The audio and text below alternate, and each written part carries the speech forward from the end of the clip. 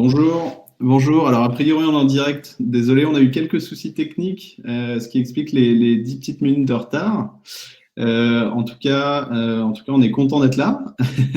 Merci de l'invitation, Yann. Merci de l'invitation, Philippe. Alors, Philippe est avec Yann. On te voit pas, Philippe, mais voilà. Tout le monde est là. Nous sommes là. Peut-être que je vous laisse introduire. Oui, merci. Alors, bonjour à tous. Donc, Yann Béganton, directeur général d'Apivia à Courtage. Alors, je suis ravi de pouvoir initier ce webinaire qui bien évidemment découle de la crise sanitaire que nous vivons cette année. Nous aurions bien aimé fêter cet anniversaire autrement, cet anniversaire, surtout ce 20 millième utilisateur de médecins directs par Apivia à Courtage. Mais voilà, les circonstances sont là. Nous le faisons à distance. Alors, toutes nos excuses pour ce léger retard, ce sont les aléas du direct. Alors oui, on fête notre 20 millième utilisateur et c'est une grande joie de l'annoncer aujourd'hui. Notre partenariat a démarré maintenant il y a un certain nombre d'années et on peut dire que Apivia Courtage et Médecins Directs étaient précurseurs à l'époque, puisque nous étions en 2013 et c'était malgré tout une sorte de pari à l'époque, puisque la téléconsultation médicale n'était pas du tout ce qu'elle est aujourd'hui.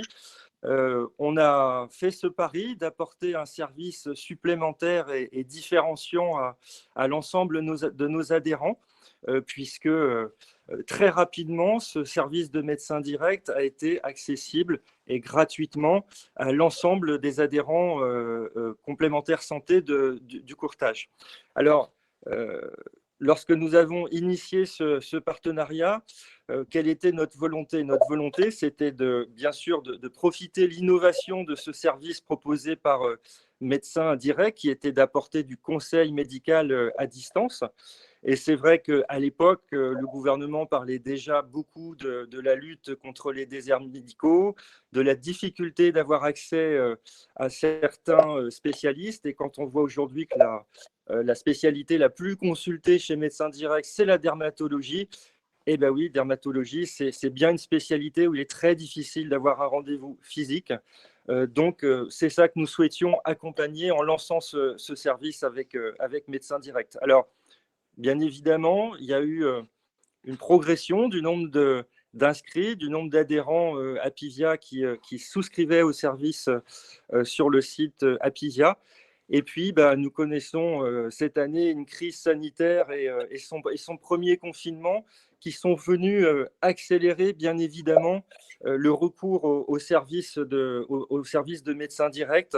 Alors, les circonstances sont malheureuses, mais ça pousse un peu plus fort vers la connaissance de ce service qui est un vrai plus pour l'ensemble de nos adhérents. Et aujourd'hui, on peut dire que ce sont potentiellement 255 000 adhérents du courtage qui peuvent accéder au service de médecins directs. On fête le 20 millième utilisateur qui est arrivé, qui s'est inscrit récemment. C'est une excellente nouvelle. On sait que bien entendu, ça va continuer à se développer très fortement dans les années à venir et au gré des évolutions réglementaires qu'il y a déjà eu en la matière. Mais pour cela, je vais peut-être laisser Marc Guillemot, qui est cofondateur de Médecins Directs, en parler un petit peu plus avec vous et probablement aussi Alexandre et Thierry qui l'accompagnent. Voilà ce mot d'introduction que je voulais apporter. À toi, Marc. Merci Yann pour votre confiance. C'est vrai qu'on est ravis de ce partenariat. Il y a Alexandre qui va intervenir pour faire un petit retour sur les chiffres de cette année un petit peu curieuse pour la télémédecine, et le docteur Manteau qui va également intervenir et vous expliquer ce que l'on a dû mettre en place cette année alors qu'on ne l'avait pas imaginé. Alexandre? Oui, merci de l'intro. Effectivement, alors sans vous spoiler, on a déjà dépassé le 20 millième. On aurait bien fait le webinaire sur pile le 20 millième, mais ça aurait été compliqué. Donc je vais vous donner les chiffres de à peu près où on est au 13 décembre. Donc c'est quelque chose d'un peu plus actualisé. Thierry, effectivement, nous parlera de l'équipe médicale et comment ils ont dû gérer finalement cette année et quels outils ont été mis en place. Thierry, est-ce que tu veux faire un petit mot peut-être pour dire qui tu es chez Médecins Directs? Merci Alexandre. Je suis Thierry Manteau, moi je suis médecin direct depuis 2011 et j'ai pris la direction médicale en 2016 pour faire la transition entre ce qu'était le téléconseil et la téléconsultation. Et voilà, on pourra aborder tout à l'heure ce qu'on a mis en place et comment on s'organise chez Médecins Directs au niveau de l'équipe médicale. Ok.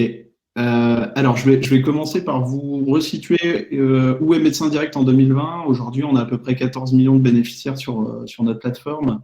On a un tout petit peu moins de 300 000 inscrits à date.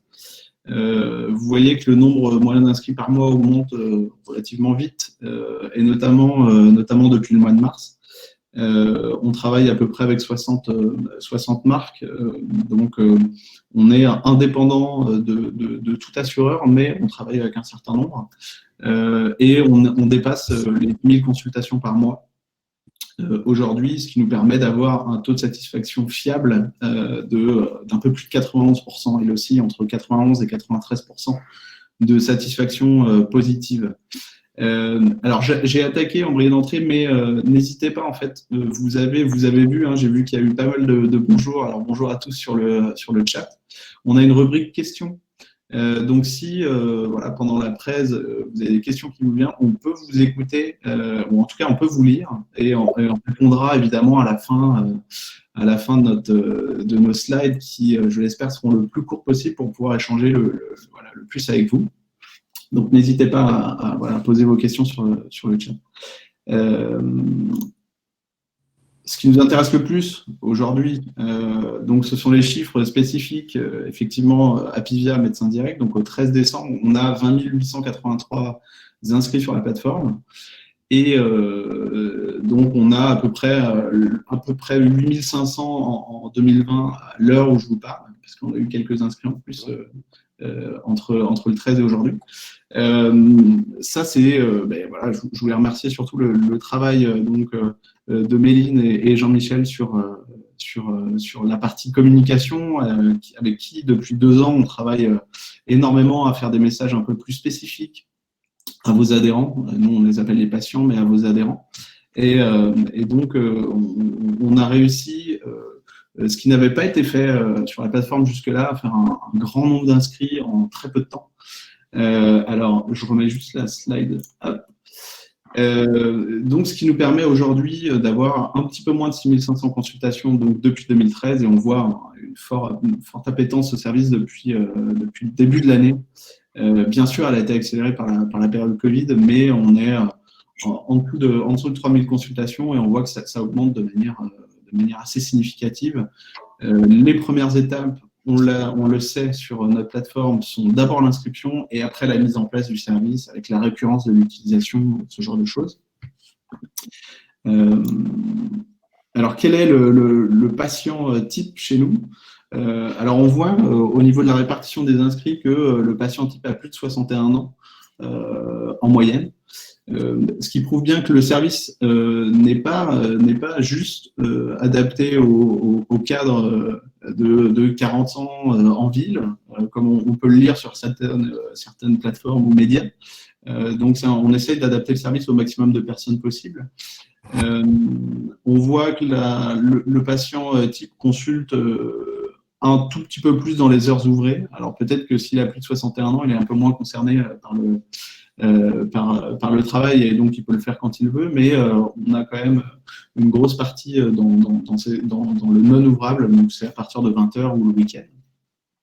Et on le voit depuis 2019, le nombre de consultations par patient inscrit est de 2,2, donc c'est une appropriation du service qui se fait dans le temps. On sait que à partir de la première consultation, en moyenne chez nous, il faut attendre quelques mois avant la deuxième, et entre la deuxième et la troisième consultation, l'écart se réduit, et donc on a une appropriation du service qui se fait de manière lente mais sûre. Bien évidemment, le service la communication sur le service doit continuer à se faire, et c'est grâce à ça qu'on déclenche donc l'intérêt et puis la récurrence de l'utilisation derrière. Voilà pour les chiffres. Alors, 20 000 inscrits, sachant qu'en moins de 2 ans, on a fait un petit peu plus de 12 000, 13 000 inscrits. Déjà, bravo à l'équipe com Apivia. Merci de nous avoir soutenus, d'avoir soutenu le projet. Et maintenant, la question, c'est comment on gère tous ces inscrits, comment on gère le flux chez nous d'arrivée et donc le flux de questions. Thierry, je vais te laisser la main sur l'équipe médicale. Merci Alexandre. Alors, l'arrivée de la crise Covid pour Médecins Directs, ça nous a conforté dans principalement 2 points. D'une part, l'intérêt de la téléconsultation, parce que, comme on le disait tout à l'heure, pendant des années, ce n'était pas toujours facile de faire passer le message, notamment à nos confrères. Et pourtant, ils s'y sont mis avec ce coup de projecteur sur la téléconsultation. Beaucoup de médecins généralistes se sont mis à faire des téléconsultations. Par contre, un médecin installé qui propose des téléconsultations à ses patients, son temps disponible n'augmente pas. Et donc, l'intérêt de Médecins Directs est de pouvoir justement apporter ce temps médical en apportant une offre de soins complémentaire. Alors, l'autre point qui nous a conforté, c'est notre choix d'organisation de l'équipe médicale. On a toujours voulu faire de Médecins Directs comme une clinique médicale virtuelle où tous les médecins sur la plateforme peuvent échanger, ils peuvent assurer une cohérence de prise en charge, discuter de certains cas pour vraiment pouvoir guider le patient au mieux. Donc, on n'est pas du tout une marketplace où n'importe quel médecin pourrait venir chez nous pour téléconsulter sans qu'il y ait un regard collégial, mais on a un vrai process de recrutement, de formation et d'intégration dans l'équipe. Et ça, on est passé donc en mars, on avait une 50aine de médecins à peu près moitié-moitié généralistes et spécialistes. Et donc l'arrivée de la crise nous a fait beaucoup grossir puisqu'on est passé aujourd'hui à 80 médecins, toujours moitié-moitié, et aussi à l'élargissement avec des professions paramédicales, avec une psychologue, une diététicienne, une kiné, un sage-femme.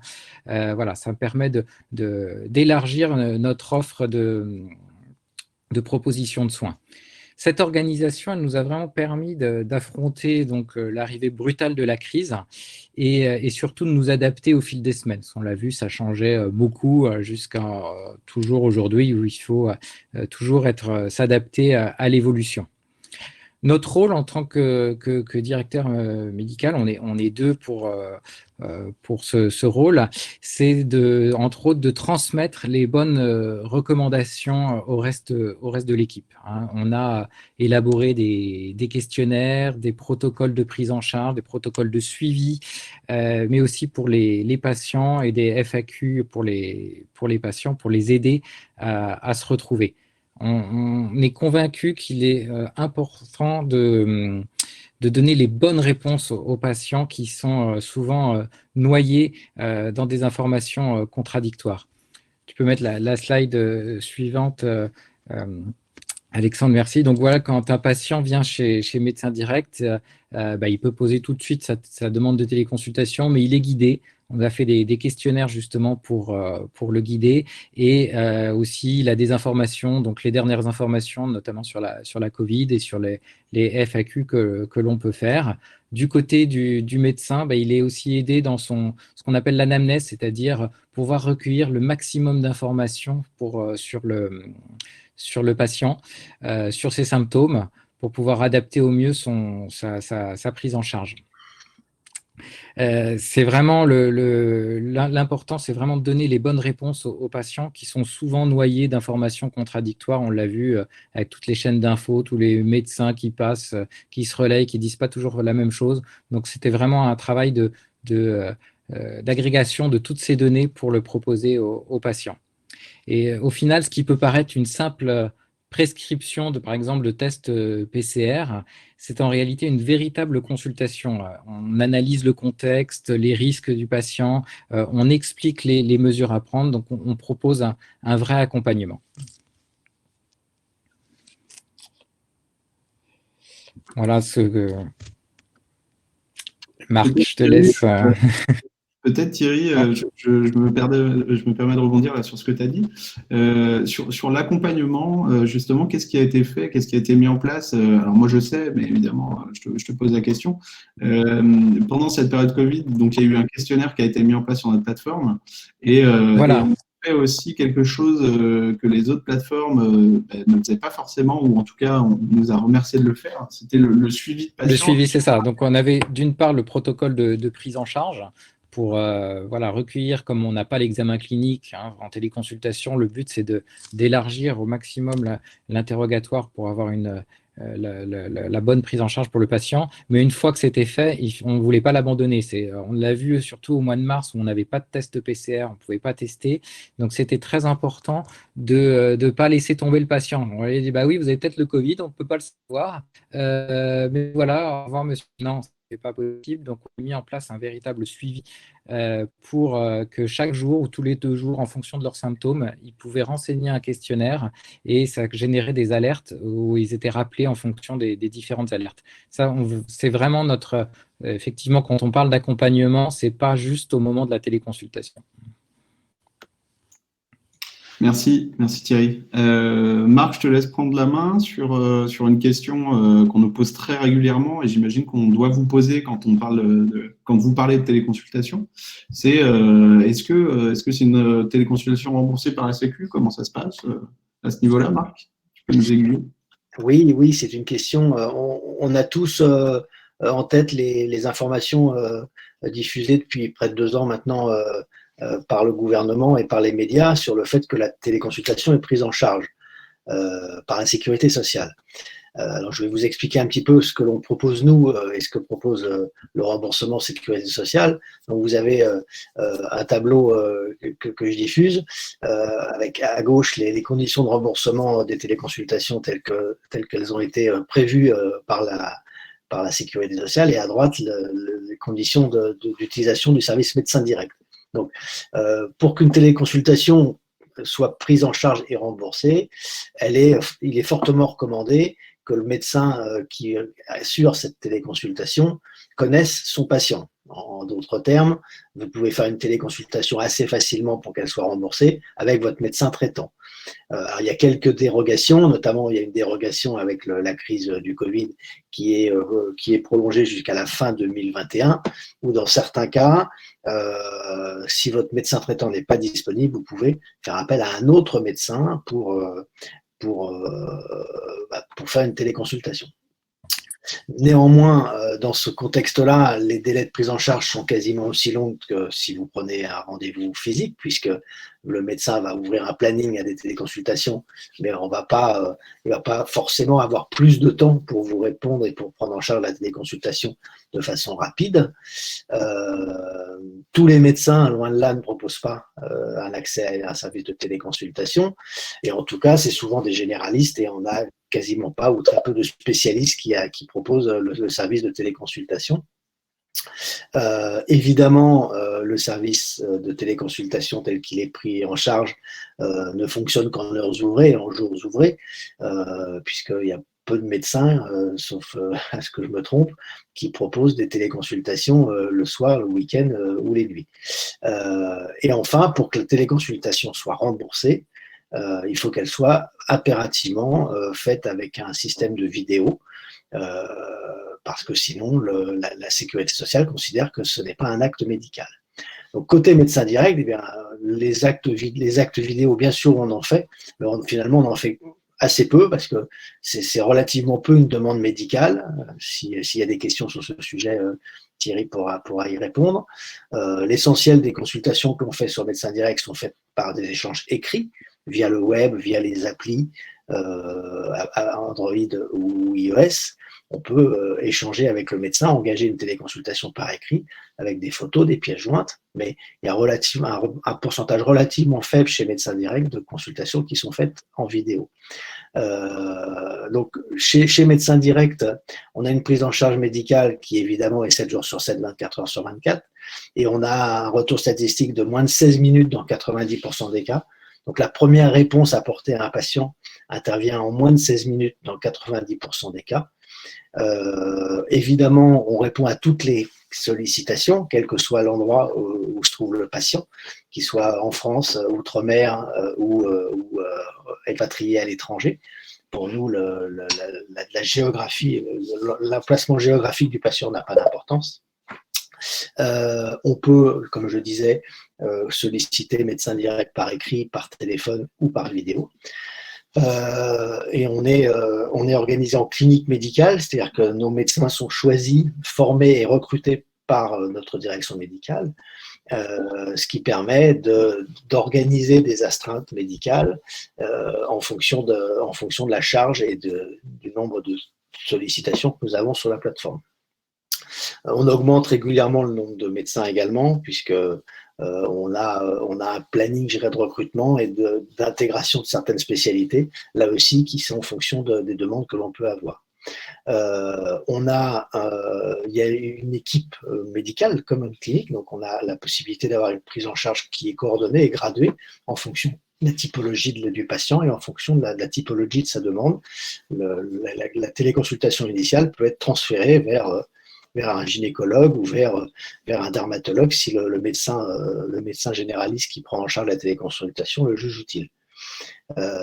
Et enfin, on a un certain nombre de prestations que l'on propose, d'offres santé que l'on propose, notamment en matière de prévention, de second avis ou de bien-être. Je vais détailler un petit peu ce que l'on propose déjà, quelles sont nos ambitions pour les années futures. Alors, on va parler de 2021. Alors Marc, je te coupe 2 minutes. Je rends interactif le webinaire. On a 2 questions. On a une question de Laurent Garneau qui nous demande, alors Marc ou Thierry, peut-être plus Thierry, médecin direct, couvre-t-il l'ensemble des spécialités médicales? Quasiment. On a de la rhumatologie, on a de la médecine du sport, beaucoup de dermatologie, de la pédiatrie, de l'endocrinologie, de l'ORL.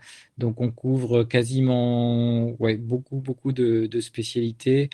Qu'est-ce qui pourrait nous manquer pour l'instant?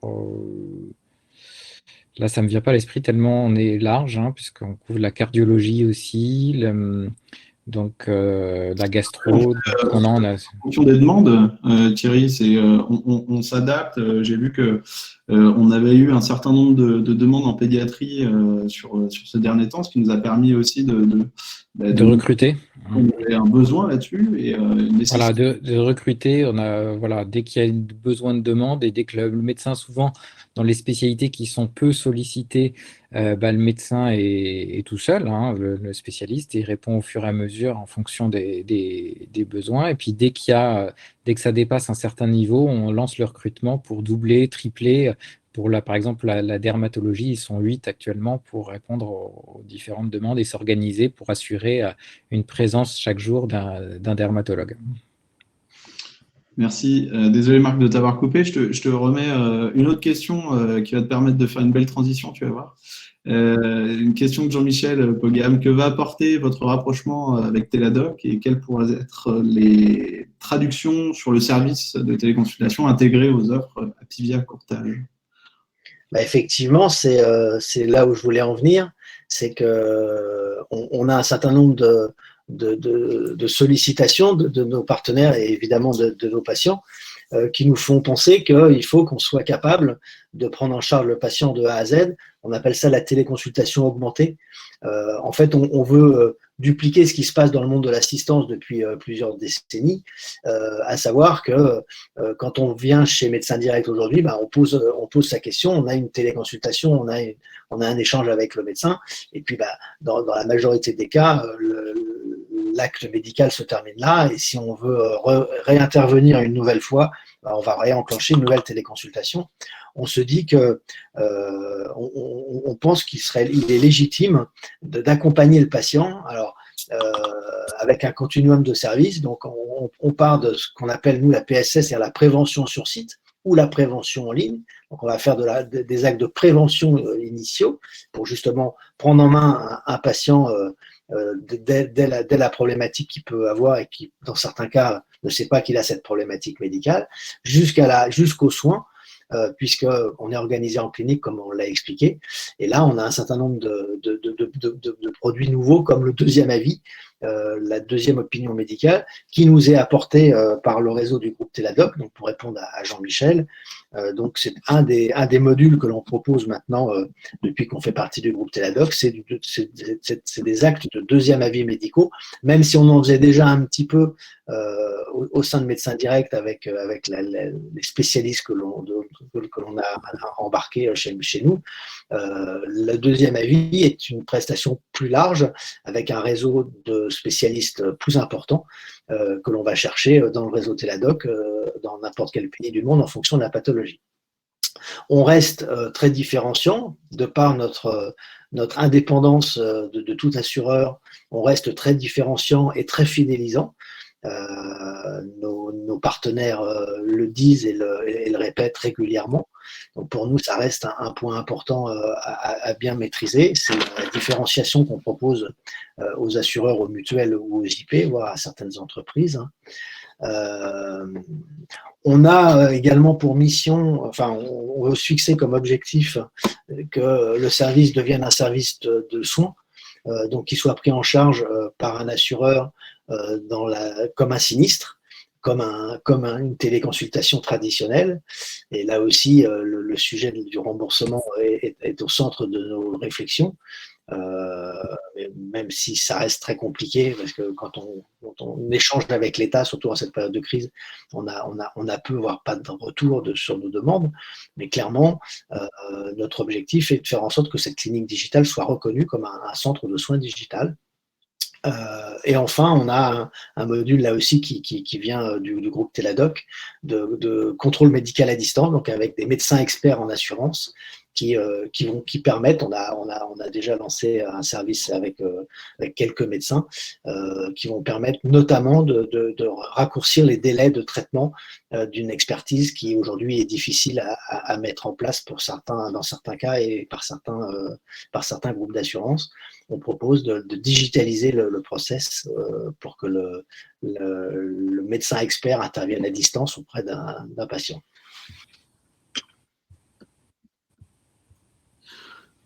Merci Marc. On a une autre question de Sandrine qui nous dit quid de la confidentialité. Alors, qui veut répondre? Je peux en parler. En France, on a une chance, entre guillemets, c'est qu'on a une loi qui impose les données de santé à être hébergées sur ce qu'on appelle un hébergeur de données de santé, qui est agréé par le ministère de la Santé. Donc évidemment, toutes nos données sont, depuis l'origine de Médecins Directs, sont hébergées chez un hébergeur de données de santé qui s'appelle Coreil et qui est dans le nord de la France. Et par ailleurs, seul le médecin qui intervient, qui est planifié sur la plateforme Médecins Directs et qui est d'astreinte, a accès à la téléconsultation. Les non-médecins chez Médecins Directs n'ont absolument pas accès à la base de données des informations médicales. Seul le directeur médical, Thierry Manteau, a accès à l'ensemble des questions qui sont posées sur la plateforme. On respecte, je crois, complètement la confidentialité en vigueur. On a par ailleurs, on a eu lorsqu'on a été agréé pour faire de la téléconsultation, on a eu à avoir une autorisation de la CNIL. Et c'était un gros travail à l'époque parce que le dossier demandé par la CNIL est conséquent. Et peut-être qu'on peut rajouter aussi pour rassurer Sandrine et puis tout le monde ici présent, nos données de santé sont hébergées en France et ne vont pas vers les États-Unis ou ne vont pas vers un autre pays, bien que le fait qu'on ait été rapproché par le groupe Teladoc, on reste maître de nos données de santé et on n'ira pas les donner ailleurs. Voilà. Et puis Médecins Directs est une société française, hein, donc il n'y a pas de là-dessus, il n'y a pas de changement. Médecins Directs reste une société immatriculée à Paris, avec la norme, les lois françaises sont respectées. Ok, alors nous on a fait un peu le tour de ce qu'on voulait dire. Alors maintenant, j'ai vu qu'il y avait déjà des questions, n'hésitez pas à en poser. Peut-être Yann, Philippe, est-ce que vous avez des questions? Est-ce que vous voulez je vois qu'il y a un oui. Merci pour ces précisions, pour cette intervention. Moi, ce que je voulais préciser peut-être, c'est que ce service, c'est un vrai service différenciant pour nos courtiers, au-delà de la qualité de nos offres et de notre capacité à… Philippe, je suis désolé, je te coupe, on t'entend de manière…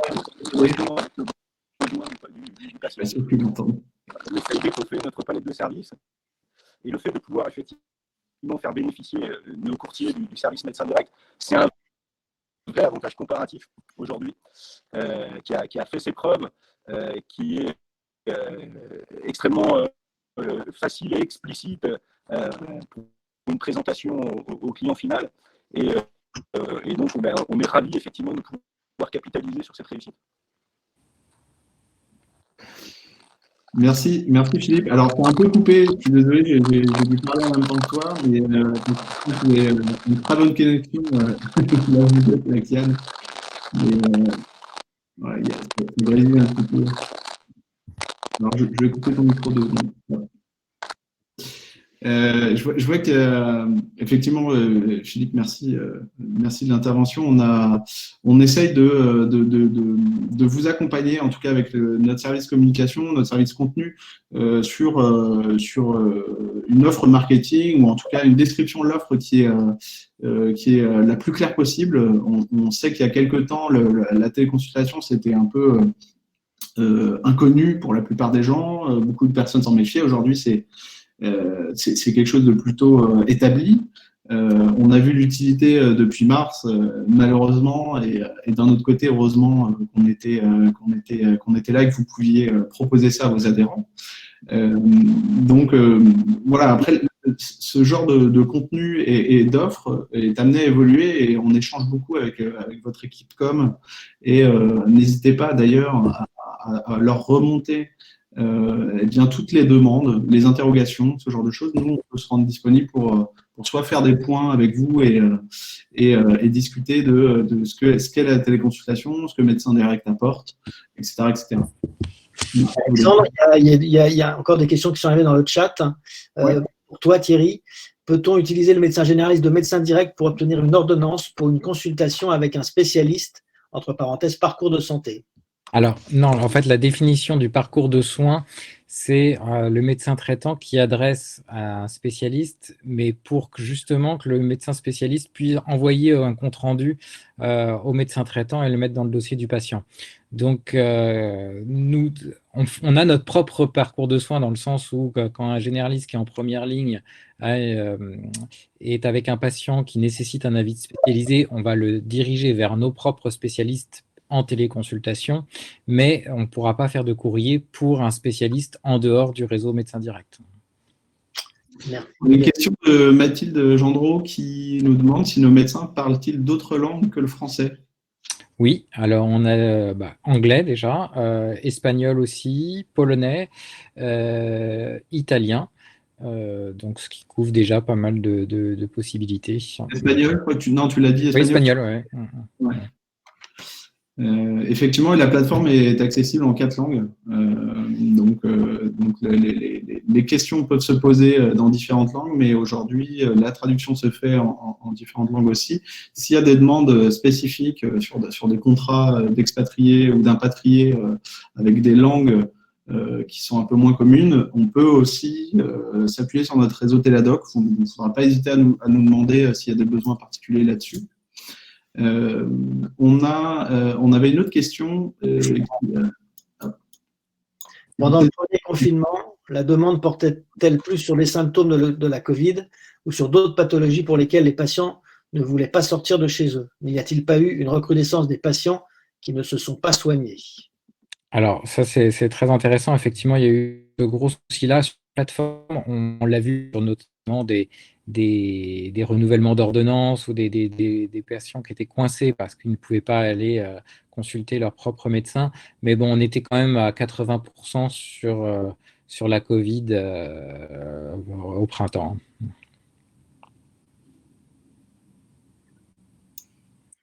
Merci Thierry. Je crois qu'il n'y a plus d'autres questions. Les médecins parlent d'autres langues que le français. Oui, ça a été répondu. Je crois qu'il n'y a plus d'autres questions dans le chat ni dans le module de questions. Alors, évidemment, vous pourrez retrouver donc la présentation qu'on a faite et ce webinar en vidéo. Ça, c'est Livestorm qui permet ça. C'est qu'à la fin du webinar, toutes les personnes inscrites recevront la vidéo et le contenu lié. Bien sûr, nous, Médecins Directs, on reste disponible pour toute question, toute interrogation, que ce soit de la communication, du business, du médical. Il ne faut pas hésiter à nous solliciter. Et je vois qu'il y a une autre question qui arrive. Avons-nous une idée de la tranche d'âge des utilisateurs? Alors oui, on a un petit peu plus qu'une idée. On a même les chiffres. Si je reviens sur cette présentation-là, alors on a un petit peu plus de détails via les statistiques qu'on envoie, mais on a sur la partie gauche du tableau, on a une estimation, c'est même pas une estimation, on a les statistiques d'utilisation en fonction de la tranche d'âge. Donc on voit que les plus de 61 ans sont majoritaires en termes d'inscrits et d'utilisateurs sur notre plateforme. Bien sûr, après, on peut rentrer dans le détail en fonction de mois par mois, etc. On vous envoie les statistiques de manière mensuelle sur ces points-là. Donc, il ne faudra pas hésiter non plus à se rapprocher peut-être de l'équipe de Jean-Michel sur ce point-là.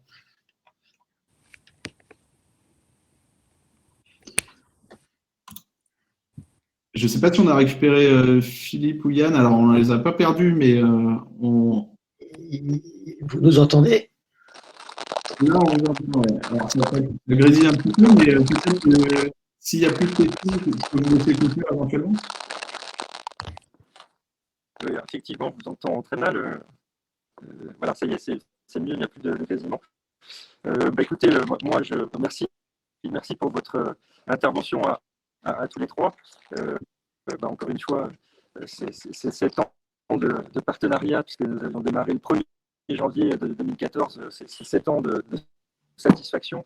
Moi, je suis convaincu que la fidélisation de nos adhérents en santé et ce service que nos courtiers peuvent mettre en avant auprès des clients, c'est un service très important, fidélisant.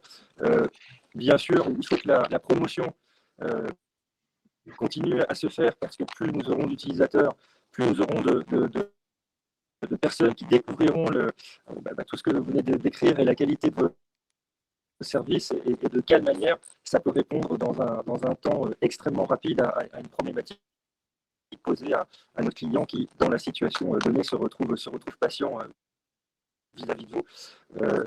Voilà, la fidélisation de notre clientèle passe entre autres par la qualité de service que vous apportez à nos adhérents.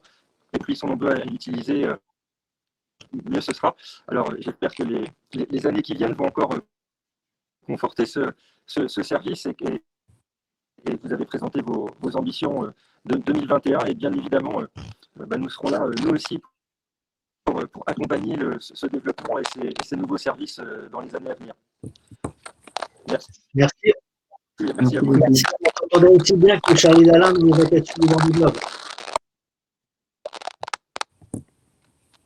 Pardon? Je disais, on t'entend aussi bien que Charlie Dalin dans les vacations du Vendée Globe. Ah, c'est ça. Mais on t'a compris, donc c'est l'essentiel. Eh bien, s'il n'y a plus d'autres questions, alors je vais retrouver le micro. Désolé. S'il n'y a plus d'autres questions, eh bien, il ne reste plus qu'à vous remercier. Et puis vous dire à bientôt. On reste disponible, comme on l'a dit, donc n'hésitez pas à nous solliciter. Et on vous souhaite, je l'espère, une très bonne année 2020, peut-être un peu moins de surprises qu'en 2021, pardon, un peu moins de surprises qu'en 2020. Voilà. Au revoir et à bientôt. Au revoir. Au revoir et bonne journée à tous. Bonne journée. Au revoir.